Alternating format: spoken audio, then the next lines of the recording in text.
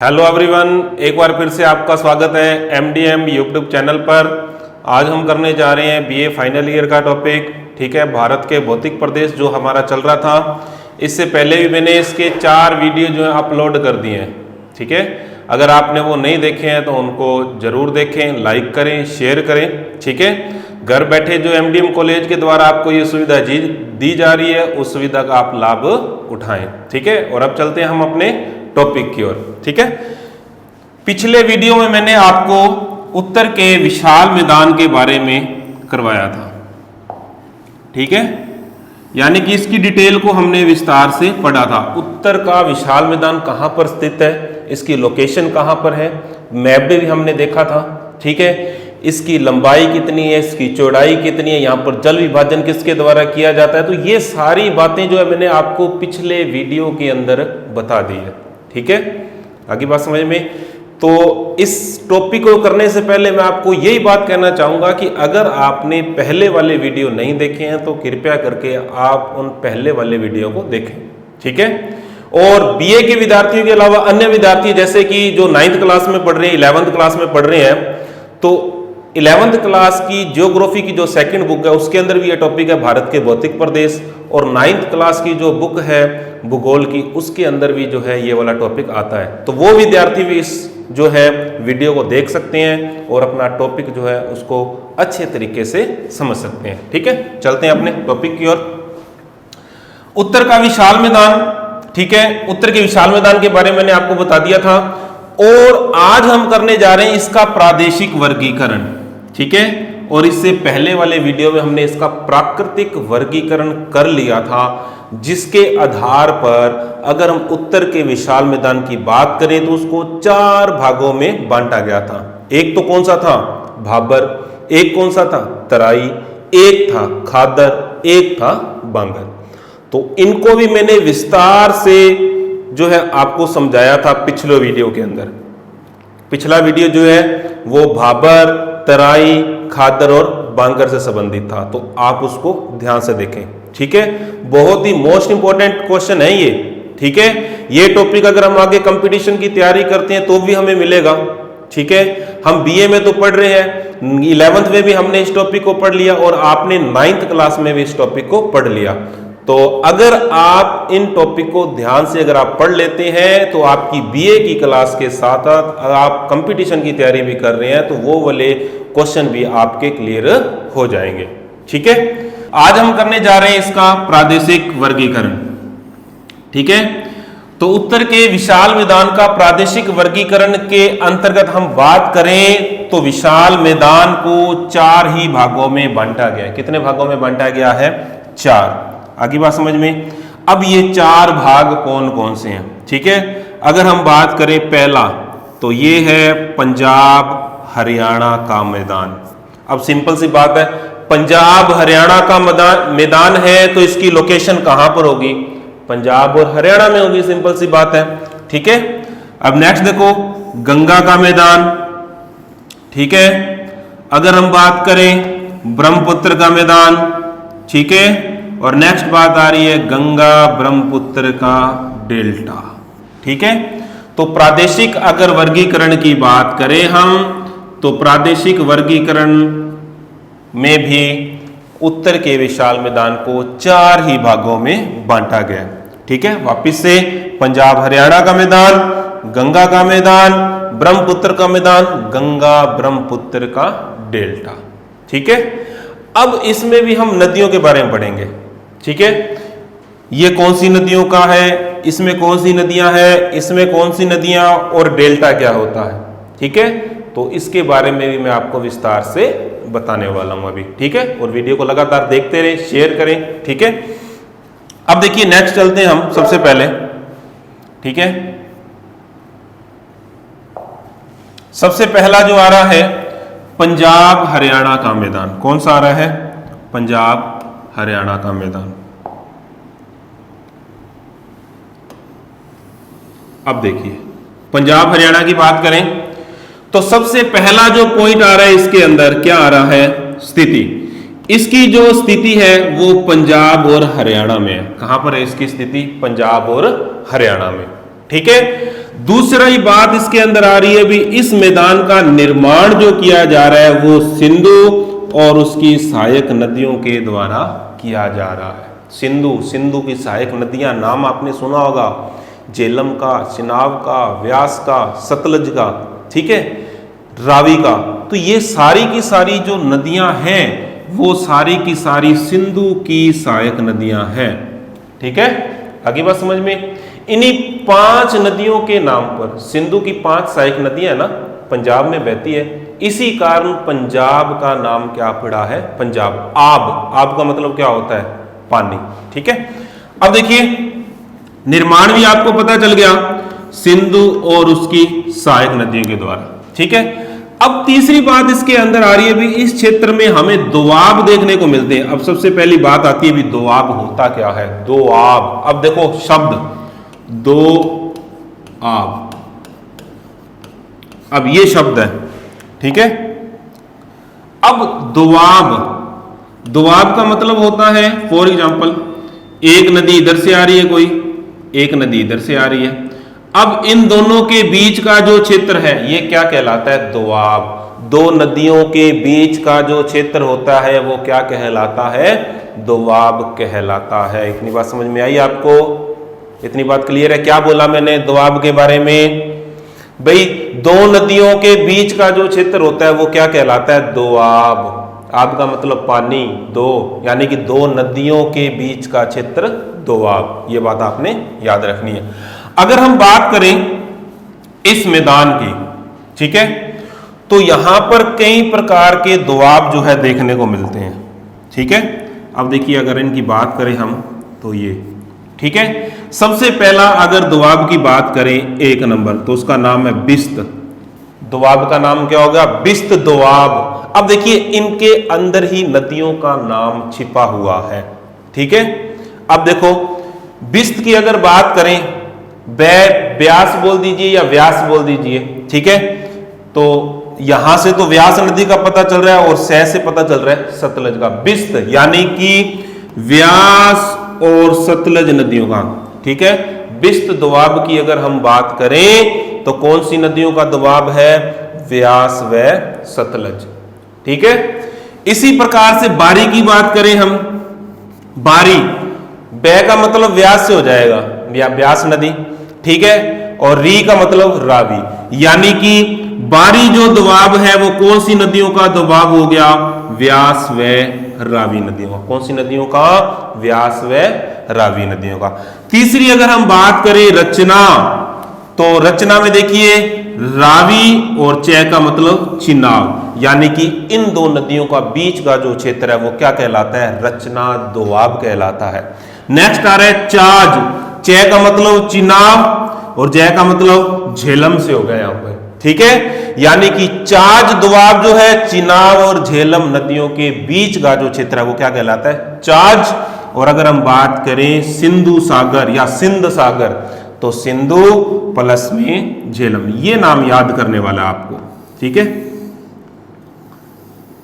आगे बात समझ में। सिंध सागर या सिंधु सागर, सिंधु नदी है और उसकी सहायक नदी झेलम, इन दोनों का बीच का जो क्षेत्र है कौन सा दोआब कहलाता है, सिंध सागर या सिंधु सागर। आगे बात समझ में। दोआब, दो नदियों के बीच का क्षेत्र क्या कहलाता है, दोआब कहलाता है। तो इस मैदान में, पंजाब हरियाणा के मैदान में हमें ये जो है दोआब देखने को मिलते हैं। अब देखो एक बात और मैं आपको बताता हूं, बिस्त और बारी, ये वाला जो है पहला नंबर, और अगर हम बात करें दूसरा नंबर, ये तो कहां पर है, भारत में। ये कहां पर है, भारत में। ठीक है, बिस्त और बारी ये कहां पर है, भारत में है, और ये तीनों के तीनों कहां पर है, ये पाकिस्तान में। कहां पर है, ये पाकिस्तान में। ये बात भी आपको क्या रखनी है, याद रखनी है। बिस्त यानी कि और बारी दोनों कहां पर है, भारत में। ठीक है, और बाकी ये तीन की बात कर, रचना, चाज, सिंध, सागर, ये तीनों के तीनों कहां पर है, पाकिस्तान में। ठीक है, तो दोआब कैसे याद करोगे, बिस्त, बारी, रचना, चाज, सिंध, सागर, ऐसे याद करने आपको। कैसे याद करोगे दोआब, वापिस मैं रिपीट कर देता हूं, बिस्त, बारी, रचना, चार्ज, सिंध सागर, ऐसे 5 आपको जो है क्रम वाइज याद करने हैं ये। ठीक है, आगे बात समझ में तो याद हो जाएंगे, मेरे को जहां तक उम्मीद है आपको समझ में आ चुके हैं। ठीक है, उसके बाद देखो 10 से 20 किमी का क्षेत्र है। ठीक है, ये क्या है? क्षेत्र। बाढ़ वाला है या खादर वाला है, जिसे क्या बोला जाता है? बैट। क्या बोला जाता है इसको? बैट। ठीक है, और अगर हम यहां की बात करें तो छोटे खंड जो मिलते हैं जिनको क्या बोला जाता है यहां पर? चोक। ठीक है, अब देखिए नदियां जो होती है अपर्दन का कार्य करती है, अपर्दन करती है तो नदियों के मार्ग में क्या बनते हैं? छोटे छोटे खड्ड यानी कि खड्डे बनते हैं, जिनको स्थानीय भाषा में क्या बोला जाता है? चो बोला जाता है। क्या बोला जाता है जिनको स्थानीय भाषा में? चो। खड्ड यानी कि छोटे छोटे खड्डे, जिनका निर्माण किसके द्वारा किया जाता है? नदियों के द्वारा। ठीक है, नदियां अपर्दन का कार्य करती है तो छोटे खड्ड बनते हैं, उनको क्या बोला जाता है? चो।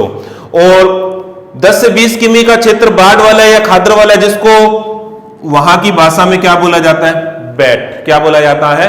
बैट। ठीक है, तो ये वाला जो था पंजाब हरियाणा का मैदान, इसमें आपको इतनी बातें जो है याद रखनी है। अगली बात समझ में? इतनी बात क्लियर हुई है आपकी? अगर आपको स्क्रीनशॉट लेना तो इसका ले लीजिए आप। चलो अब चलते हैं हम नेक्स्ट पॉइंट पे। पंजाब हरियाणा का मैदान हो गया। ठीक है, अब हम चलते हैं गंगा का मैदान। ठीक है, किसका मैदान? गंगा का। गंगा नदी का नाम आपने सुना होगा। ठीक है, तो सिंपल सी बात है, पहला पॉइंट इसके अंदर क्या आ रहा है? निर्माण। इसका जो निर्माण हुआ है गंगा व उसकी सहायक नदियों के द्वारा हुआ है। ठीक है, गंगा के मैदान की बात करें तो इसका निर्माण जो है गंगा व उसकी सहायक नदियों ने किया है। नेक्स्ट बात देखते हैं इसका विस्तार।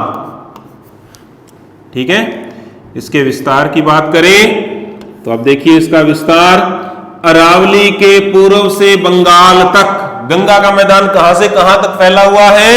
अरावली के पूर्व से लेकर बंगाल तक जो है ये फैला हुआ है। नेक्स्ट देखो, तीसरी बात यहां पर क्या आ रही है? भाई यहां खादर व बांगर भूमि मिलती है। ठीक है, इस मैदान में हमें क्या देखने को मिलता है? खादर भूमि भी और बांगर भूमि भी हमें देखने को मिलती है। खादर क्या होता है? नई मिट्टी का जमाव, जहां प्रतिवर्ष बाढ़ का पानी पहुंच जाता है। बांगर, ठीक है, पुरानी मिट्टी का जमाव, जहां प्रतिवर्ष बाढ़ का पानी नहीं पहुंच पाता। नहीं वाला तो है बांगर, जहां पानी पहुंच जाता है वो क्या होता है? खादर। ठीक है, अब देखो नेक्स्ट बात। अब इस प्रदेश के कुछ भागों में छोटे छोटे टीले देखने को मिलते हैं, जिन्हें क्या बोला जाता है? भूड़। क्या बोला जाता है? भूड़। भूड़ क्या है?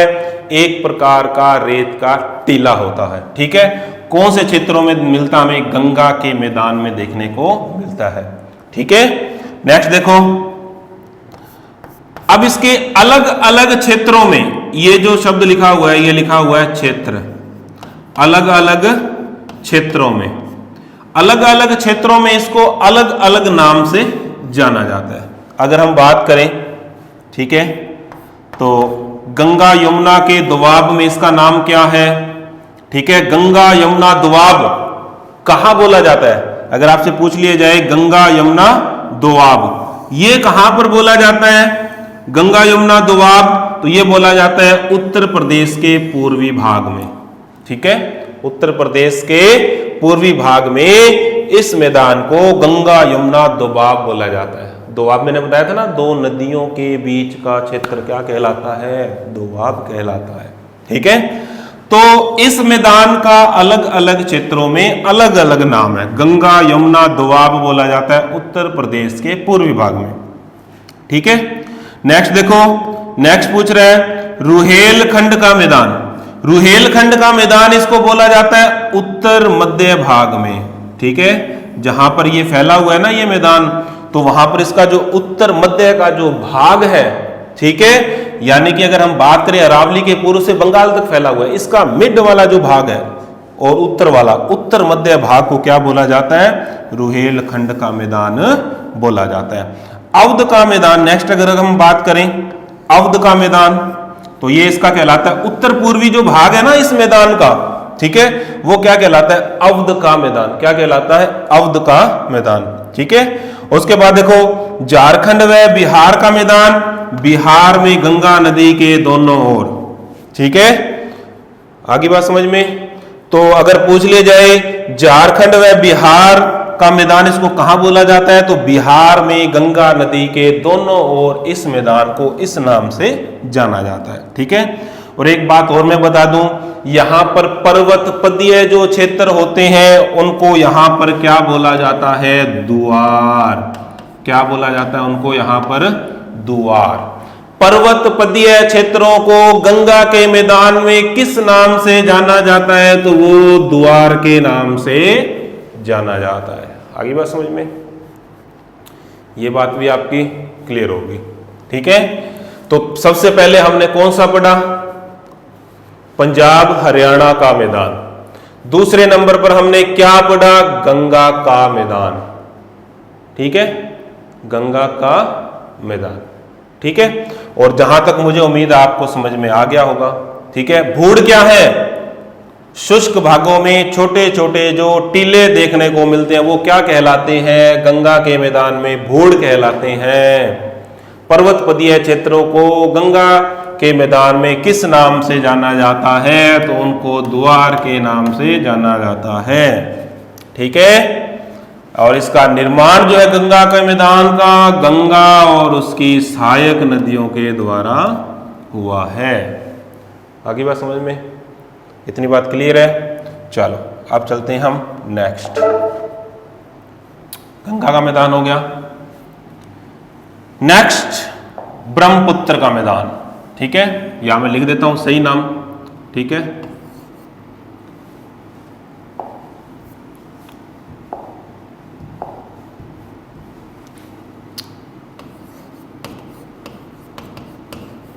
ब्रह्मपुत्र का मैदान, ठीक है।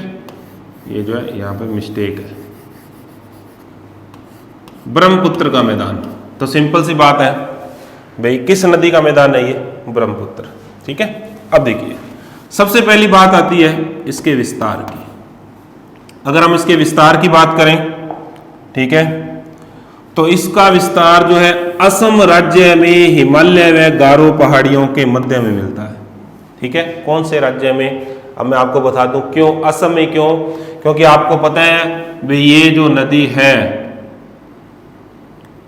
अगर हम इस नदी की बात करें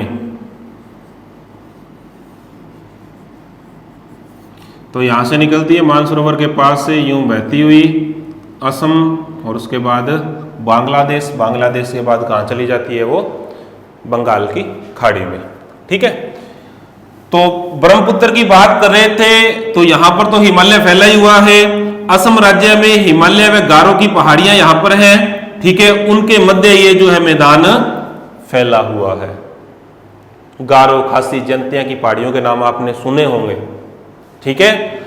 तो उनमें से गारो क्या है? एक गारो का नाम भी मैंने लिया था, ठीक है। अब देखो इसका निर्माण, इसका निर्माण जो हुआ है, यहां पर मिस्टेक है, ठीक है।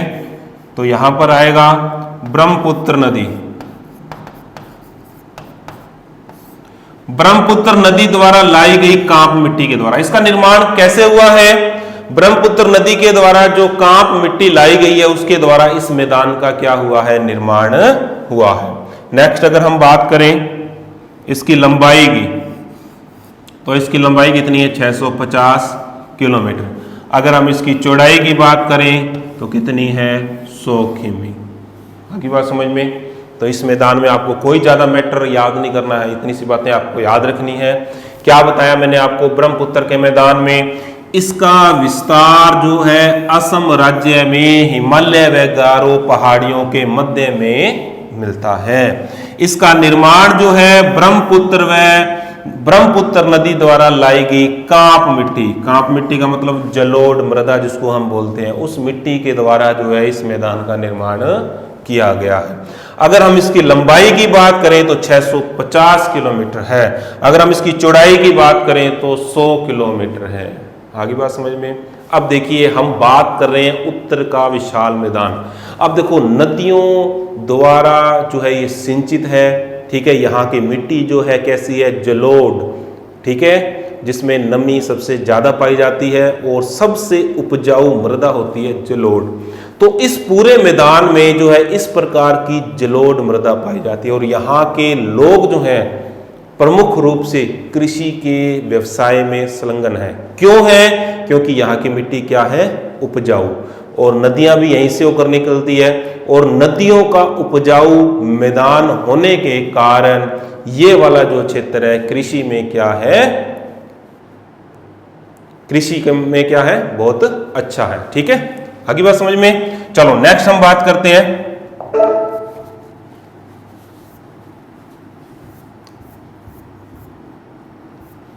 नेक्स्ट जो आ रहा है वो आ रहा है गंगा ब्रह्मपुत्र का मैदान, ठीक है, सॉरी गंगा ब्रह्मपुत्र का डेल्टा। अब देखो यहां पर एक शब्द आ रहा है डेल्टा। अब ये क्या होता है? अभी तक तो हम मैदानों के बारे में चर्चा कर रहे थे ना, मैदानों के बारे में चर्चा, भाई पंजाब हरियाणा का मैदान, ठीक है, गंगा का मैदान, ब्रह्मपुत्र का मैदान। अब इस पॉइंट के अंदर जो एक नया शब्द जुड़ गया, गंगा ब्रह्मपुत्र का डेल्टा। तो सबसे पहले बात यही आती है भी डेल्टा क्या होता है। इस डेल्टा को देखें, ठीक है। अब देखिए ये कोई समुद्र वाला एरिया है, ठीक है, ये क्या है, समुद्र। अब यहां से कोई नदी बहकर आ रही है, नदी समुद्र में गिरने से पहले अलग अलग शाखाओं में बंट गई इस प्रकार से, ठीक है, और यहीं पर उसने किसका जमाव कर दिया, अवसाद का, ठीक है। अब ये त्रिभुजाकार जो ये शेप बनी है इसको हम क्या बोलते हैं, डेल्टा। क्या बोलते हैं, डेल्टा। क्या डेफिनेशन हो जाएगी इसकी? इसकी डेफिनेशन हो जाएगी जब कोई नदी समुद्र में गिरने से पहले अनेक छोटी छोटी शाखाओं में बंट जाती है और अवसाद का जमाव जो है करती है, और किस शेप में, ट्रायंगल नुमा शेप में, यानी कि त्रिभुजाकार रूप में, ठीक है, तो उसको हम क्या बोलते हैं, डेल्टा। क्या बोलते हैं हम उसको, डेल्टा। आगे बात समझ में, ट्रायंगल नुमा शेप, ठीक है। तो ट्रायंगल नुमा शेप आपको याद रखनी है, ये वाली शेप जो है वो क्या है, डेल्टा की है। किसकी है, डेल्टा की, ठीक है। क्या होता है, मैंने आपको डेल्टा में नदी समुद्र से गिरने से पहले, नदी समुद्र में गिरने से पहले विभिन्न शाखाओं में बंट जाती है, ठीक है, और क्या करती है, अवसाद का जमाव। किस शेप में, त्रिभुजाकार रूप में, ठीक है, उसको हम क्या बोलते हैं, डेल्टा, ठीक है। चलो इसके बारे में सबसे पहली बात, यह एक समतल क्षेत्र है। समतल क्या है, क्षेत्र, ठीक है, यह एक समतल क्षेत्र है। सिंपल सी बात है, कैसा क्षेत्र और भी है, समतल तो है, साथ में क्या है, दलदली भी रहता है, ठीक है। क्या पाए जाते हैं यहां पर, दलदल, ठीक है। अब देखो यहां ज्वार का जल फैल जाता है। अब ज्वार यानी कि समुद्र के अंदर जो है ज्वार भाटा आता है, ठीक है, तो ज्वार का मतलब क्या होता है, ठीक है, यानी कि समुद्र का जल जो है सूर्य और चंद्रमा की शक्ति के कारण दिन में एक बार या दो बार ऊपर उठता है या नीचे गिरता है। ऊपर उठना तो क्या कहलाता है, ज्वार, नीचे आना क्या कहलाता है, भाटा। तो इन क्षेत्रों में ज्वार का जल जो है वो क्या होता है, फैल जाता है, ठीक है। आगे बात समझ में। अब देखो इस जल की डूब में न आने वाली भूमि यानी कि उच्च भूमि क्या कहलाती है, चर। क्या कहलाती है, चर। उच्च भूमि को क्या बोला जाता है, चर, ठीक है। तथा निम्न भूमि क्या कहलाती है, बिल। निम्न भूमि क्या कहलाती है, बिल। कहां की बात हो रही है, गंगा ब्रह्मपुत्र का डेल्टा, इस क्षेत्र की बात हो रही है। किस क्षेत्र की बात हो रही है, इस डेल्टा वाले क्षेत्र की, ठीक है। यानी कि इस जल की डूब में न आने वाली भूमि जो उच्च भूमि होती है वो तो चर कहलाती है, तथा निम्न भूमि क्या कहलाती है, बिल कहलाती है। क्या कहलाती है, बिल। तो इसमें केवल आपको इतनी सी बातें ही याद रखनी है, ठीक है। आगे बात समझ में। अगर देखा जाए तो उत्तर का विशाल मैदान जो है, सबसे पहले हमने उसका वर्णन किया, उसके बाद उसका प्राकृतिक वर्गीकरण किया, फिर उसका हमने प्रादेशिक वर्गीकरण किया। तो ये क्वेश्चन क्या हो गया, बहुत बड़ा हो गया, ठीक है। आगे बात समझ में। जहां तक मुझे उम्मीद है ये बात आपको समझ में आई होगी। ठीक है, ये बात याद रख लेना, जल की डूब में न आने वाली भूमि क्या कहलाती है? चर। ठीक है, और निम्न भूमि क्या कहलाती है? बिल। क्या कहलाती है? बिल। ये डेल्टा के बारे में। ठीक है, ये बात। ठीक है, तो इतनी सी बात मुझे जहां तक दिख रहा है कि आपको ये समझ में आया होगा।